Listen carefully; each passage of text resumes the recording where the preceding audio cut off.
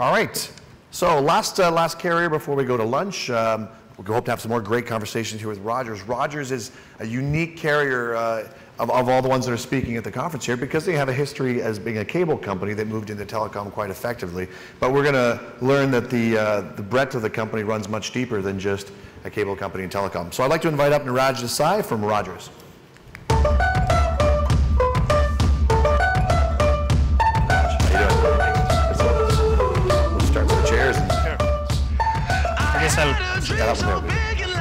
So, give us a quick introduction of yourself and then Rogers. You can use the slides, you can step up, walk around, sit down. Sure. So for those of you who are not familiar with Rogers, Rogers is a Canadian company, first and foremost, and it's quite deep. And what I mean by that is it has wireless services, it has wireline services, so internet and television, and media services. And more particularly, within wireless, there is, we have 9.5 million customers. So just to contrast that with the 33 million Canadians that are out there, that gives you a sense of sort of the size of our wireless network as well as the business. We also have 2 million homes passed within the Ontario region for internet and TV services. And as far as media is concerned, we have quite a few strategic bets that Rogers has made, part of which is owning the Blue Jays, which by the way are doing great. We entered playoffs after 22 years, so that's a big deal. And this is so unique. I mean, British Telecom has a bunch of, they're multimedia as well, TV distribution, and they own rights to soccer, but you guys full on own a team. That's exactly. So Rogers owns the Jays team, and we have part ownership of Toronto Maple Leafs, which is the hockey team. So there is, as you can imagine, and this is, by the way, in addition to all of that, there's also radio and print assets that Rogers owns. So as you can imagine, there's a whole host of innovation that is going on, but at the same time, there are a whole host of current businesses that need to be run on a day-to-day basis. Yep. In the print, I mean, because it's Maclean's, right? Maclean's is one of them. Today's parent. Chatelaine. So like it's not like a second, like so I'm Canadian, so I know this growing up. Right. Maclean's is like the Newsweek of Canada, and Chatelaine is like the leading women's magazine or something like that. Exactly. So these are top brands and publishing. Not that it'd be interesting to see how that's going as well. Right. And I'll touch upon sort of innovation in the publishing side in terms of next issue as we go on. But just to give you context about what we as a team are doing here at Rogers. So I'm here to specifically talk about the business models that Rogers has adopted from a wireless and wireline standpoint. If you think about this conglomerate, what would be the primary objective? The primary objective would be to leverage innovation to further our core businesses, which is wireless services as well as cable and internet services. Yep. So the business model that we have adopted in the last couple of years has been more of a value add using video content, even Spotify, for example, which we had a recent tie-up with. Yep. Using these value add services to further our wireline and wireless services being the core business. Great. Any additional slides or? Yeah, there are additional slides, but before I go into the additional slides, I just want to also give some context about myself. So I'm the director of product management for NHL Game Center Live, which is specifically a live streaming hockey product. And as you can imagine, in Canada, hockey is huge. So this is a live streaming platform across desktops, smartphones, tablets, gaming consoles, etc. And it delivers live and on-demand hockey. The key thing is this is a $200 product if you buy it for the season, but if you are a certain tier of wireless or wireline customer with Rogers, you get it for free. So I'm here to talk more about that. And for those of you in the audience who want to figure out more ways to get together with Rogers, I know we can touch upon that later. Great. But my colleague Martin Byrne is here, and he will be more than happy to be sort of the liaison between TC3 and Rogers. Great, excellent. So you said there were more. You want to go straight to that, or makes sense to me? Yeah. So just like we were talking about, the idea is we want to be the partner of choice for not just Canadian innovators, but worldwide, which is one big reason why we are here. And I also want to give you a sense of where we want to innovate. So the first place where we are innovating in terms of wireless is to drive data connections and higher usage on our LTE network. So the analogy that our CEO likes to use is if you want to drive farther and go to more exciting places, you're going to use more gas. That's just the way it works. Yeah. So if you're going to use more apps and more features on your smartphones, you are going to consume more data on our LTE network. So that's one key area of innovation where we'd like to focus on. The second area is maintaining our leadership position in the connected home. So Rogers has a business within smart home monitoring. So we do a lot of innovation in terms of the connected home. So anything related to that would be useful as well. And then thirdly, media, which I think I touched upon quite a bit right now. But I think that's, to call it out, that's one of the things that makes Rogers very unique, that breadth of media history, and in a different way too, because you see Verizon or British Telecom got into it, maybe 5 years ago. Verizon is relaunching another video effort and clearly buying media assets like Verge and things like that, and AOL. But Rogers has a long history of being involved in all those things, and we know that creates a different approach, because you're not just saying, well, now we're also in publishing. No, you have publishing as part of the core and culture. You have media as part of the core and culture of the carrier. And I'm curious as how that makes a unique carrier, a unique opportunity for partnerships and things like that. Yeah, absolutely. And it's interesting you talk about that, because I have a very exciting example about how being an innovator first, and by being an innovator first, I mean like 5 years ago when mobile video was not really a thing, we had a app delivering mobile video for our wireless side of the house. So the wireless customers got an app that said, hey, get 5 to 10 live streaming channels. And then our residential customers, the TV customers, got an on-demand app that said, hey, catch up on all your favorite TV shows on this app. And that, as you can imagine, causes a whole host of confusion when you look through the App Store and see two apps that say Rogers and video. You don't know who's getting what. So having a game plan that sort of unifies the two, but at the same time, the value proposition for the wireless customer is clear, as well as the proposition for the residential customer is clear, is a hell of a task. So that's where innovation comes in terms of developing next-gen apps. Great. And I see your number one here as well is it's something that's been very consistent with the other carriers, talking over and over and over again about customer experience. So what do you think is on the radar right now? What are the challenges and the opportunities in that space for Rogers?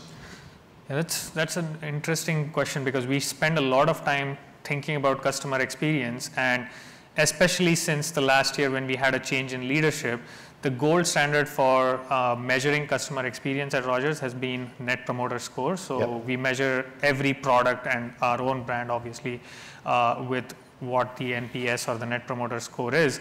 So that is, I'd call it a challenge as well as an opportunity, because it gives you a clear benchmark of what success should look like for your products as well as for your services.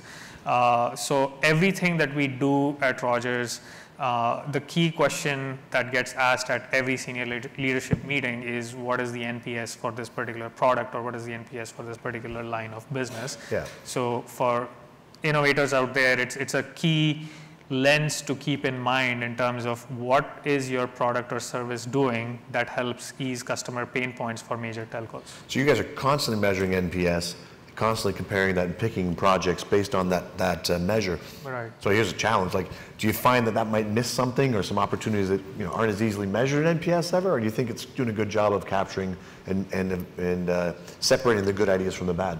Well, I mean, look, NPS is the gold standard, but it's not and should not be the only standard, right? At the same time, if you think about video assets, for example, your monthly active user should also be a very good measure of what engagement should look like. Now, NPS on that might not be all that great, but that doesn't mean that you should not undertake that particular project.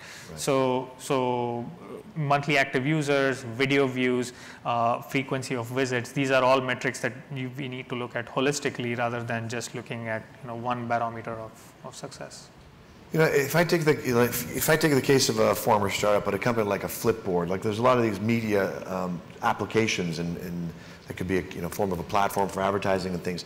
And if I said, well, if I was starting up a startup like that, like Rogers seems to me like might be a good company because you might understand cross media promotions and the ability to bring video together with print and things like that. So is that the kind of innovation company that first of all, that you're looking for? And then would you argue that they should come to you first because you're really a rich environment for them?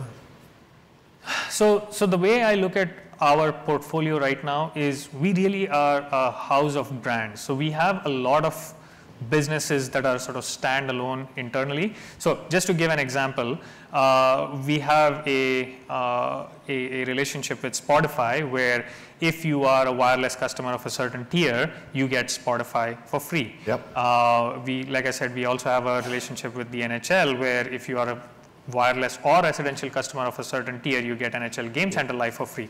So to answer your question in terms of what would the ideal innovator look like, or what should the innovators be looking for internally, first and foremost, you have to realize we have a lot of products that are already in progress, right? So we're not really hungry for yet another product to sort of come out there and make a splash with.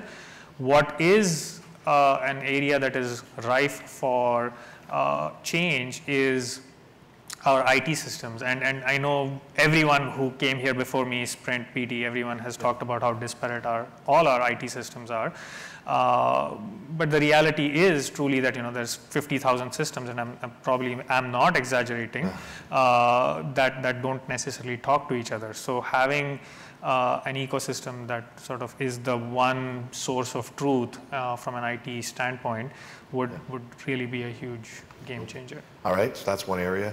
You mentioned just there that you have a partnership through Spotify, with Spotify, to offer it bundled and free at certain levels of the wireless contract. Right. And that just made me, and I like tying together the various speakers through the day because I think it shows the underlying trends and things like that. But we heard Mansoor Hanif from EE, so the UK wireless carrier, talk about how the right way to compete moving forward is to provide a very good network that attracts partners to come through the middle instead of riding over the top. So you see a case like a Spotify going to Canada and saying, well, we could try to develop this market ourselves, compete with Pandora, compete with it. Or we can make a deal with Rogers that gives us a leg up on Pandora, TuneIn Radio, or any other streaming service, gets us distribution to, what did you say, 9.5 million Rogers subscribers.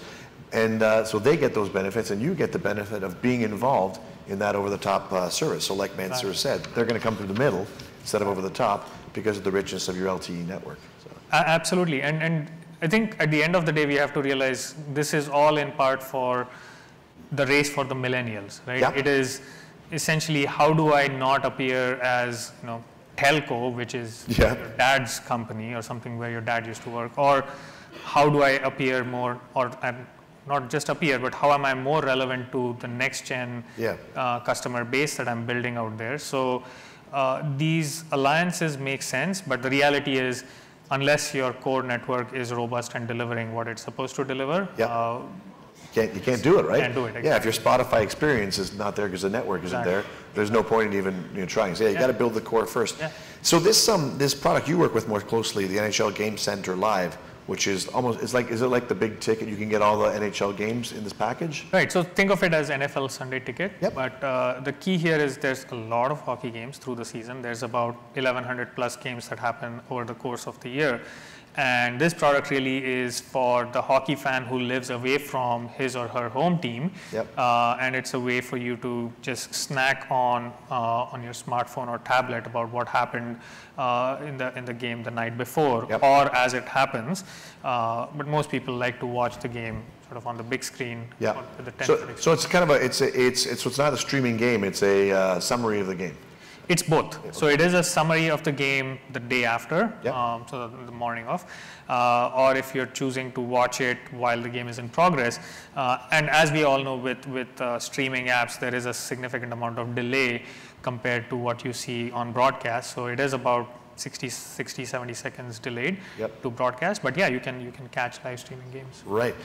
And if you're remote and you don't care about the 60-second delay, that's effectively real time, unless you're actually at a sports bar, in which case you'd be 60 seconds behind. Right. Exactly. So this is, and what's interesting, some weird side questions that I'm kind of interested in is like, does the average subscriber to your service tend to watch, if it's Edmonton Oilers hockey team, 95% of their viewing is Edmonton Oilers, 5%, or is it like, no, it's 50% Edmonton, 50% all the other games? Are they extremely loyal to one team, or are they more diverse in their watching habits? Yeah, and this is something that we learned over the course of the year, given it's year one of our managing the product. People do tend to love their team, so they are a lot more specific in terms of their fandom to their team. And it's a tribal experience. We've all heard the term, but it's truly something that, when you see other Edmonton Oilers, they have that connection. So when there is an Oilers game on, there is a lot more engagement for Oilers. So it's not 85-15 like you're talking about, but that's probably because of the distribution of the number of Oilers fans across the country. Right, because that's interesting. If there is that tremendous loyalty, then you can see how broadcast as a medium would fail those customers. Like, if you're an Edmonton person living on the opposite coast, broadcast fails you. You get the Vancouver games, but you don't care. Exactly. Whereas you can provide them a service that through streaming and through the mobile networks. Yeah, and in addition to mobile, it is also on desktops and your gaming console, right? So your Xbox. So you do get the lean back experience, being thousands of miles away from Are you doing anything fancy with your product to reduce the bandwidth demands on that? Obviously, so you said it's in a fixed context, but is it always unicast, or you somehow managed to put a broadcast flag up on the content? So how do you get it out there most efficiently? No, I mean, this is the other thing, right? You have to figure out what your core goal out of this is, and if the experience you want to deliver is best in class, you have to deliver unicast. So we do adaptive bitrate. If you're watching on an Xbox, for instance, and you watch the whole game, it's 3.5 gigs of data that you have consumed for the duration of the game. So it's not trivial in terms of data consumption. But if you want to be cheap and cheerful, you can watch the 5-minute clip on your smartphone the day after. So it really spans the whole spectrum in terms of. Do you do anything clever, or work with partners who do things clever around nudging people towards the cheaper infrastructure? So, and if it were me, I would say, how do I give people some, like you said, these clips on the mobile where they could watch the stream, but I try to nudge them to their Xbox or to the Rogers cable, where the costs are lower for you. Is there any way you can kind of try to manage that consumption? Or are there partners who are having some ideas around that? So we do some amount of curation with Twitter, for example, where we will send particular relevant spots of what happened in a particular game or what's happening in a particular game. And this is not just relevant to hockey, it's also basketball and baseball. The idea there being, if I send you a 15-second clip, your desire to consume more of it. And do you time those though? Like, it would be cool if the app sends, oh, Derek's on Wi-Fi now. Now I'm going to send him the clip, so he's going to watch it on Wi-Fi versus LTE. That would be a very cool idea. So we need a startup that can kind of. So this is interesting where people could come and say, listen, I can help you reduce the cost. Your goal is to provide excellent service through some simple management of human characteristics. We might be able to reduce the bandwidth while increasing or maintaining the satisfaction. Right, and I don't know how it would eat into privacy concerns where I'm snooping on whether you're on LTE or Wi-Fi, but there's probably other apps doing that. That ship has sailed. Like knowing whether what network, knowing what network the user is on is something that in a privacy perspective, is already, it would be horses out of the barn. So that's something the carrier can get away with, I think, as a rule. guess. There's some others you could dive deeper and probably cross some lines, but probably. So it sounds pretty interesting. What kind of partners have you worked with in the past that you know of in Rogers, or to achieve your product and deliver that, other than the content part? Well, maybe including content and stuff. Well, I mean, the content partners is obvious. I think one other interesting JV that I should mention is We have a joint venture with Shaw, who's our cable partner in the Midwest in Canada. And Rogers and Shaw came up with a joint venture and developed this product called Shomi, SHOMI, which is essentially Netflix, but I would like to think, we all like to think of it as a better version of Netflix. So the project actually started back in 2011 when Netflix entered Canada. So the threat of cord cutting was significant enough for us to think about, what we need to do in the Canadian landscape to provide a subscription video on demand service.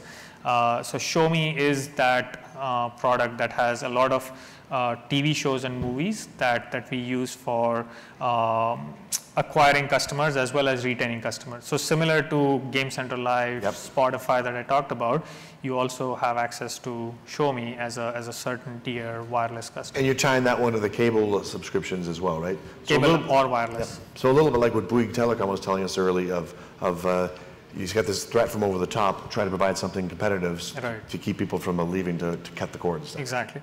And to answer your question, so that's as far as content partners goes, but as far as technology partners go, we literally work the whole spectrum, specifically within video. In the 5 years that I've been there, I've talked to most major telco, well, not just competitors, but also collaborators. So I would welcome conversations not just related to how do I help you deliver better video, but how do we make the customer experience better. So the example that I gave for NHL Game Center Live, it's sort of an alternate screen experience. So those companies that are involved in alternate screen experiences in enhancing the quality of the game and the engagement of a live game, that would be of significant interest. All right. And so one more time, we'll introduce your colleague, and then we'll go towards this slide, and then we'll wrap up. Yeah, absolutely. So like I said, Martin Byrne, my colleague here, is here from Rogers. We'll be happy to meet with you. I'm here as well till 2 o'clock, so I'll be happy to meet with anyone who's interested in having a further conversation. But I think the smartest and quickest way is to drop a line at innovation@rci.rogers.com.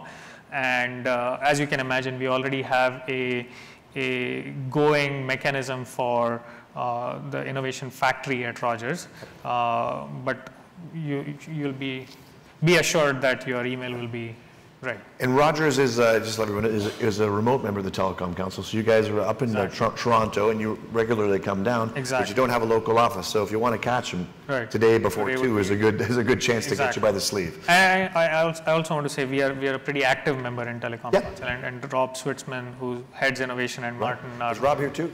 Rob was here yesterday. He spoke yesterday. Yeah. Great. All right, yes, you guys are active, you're great members, you come down fairly frequently, so that's kind of a good engagement we can help you with, and then you guys connect with the Valley. So thank you very much. Perfect, thank you. Thank you. Thanks. So